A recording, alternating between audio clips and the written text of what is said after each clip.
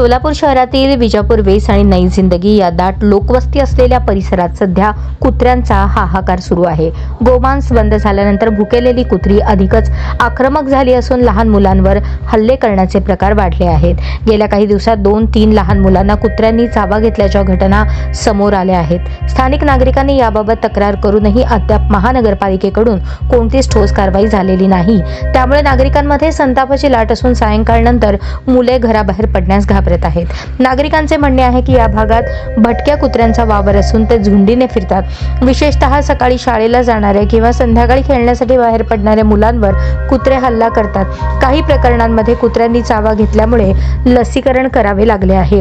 संपूर्ण प्रकार लक्षात घेता महापालिकेच्या पशुवैद्यकीय विभागाने त्वरित लक्ष घालून या कुत्र्यांना पकडणे, त्यांच्यावर आवश्यक ती कार्यवाही करणे आणि नागरिकांच्या सुरक्षेसाठी उपाययोजना करणे आवश्यक आहे।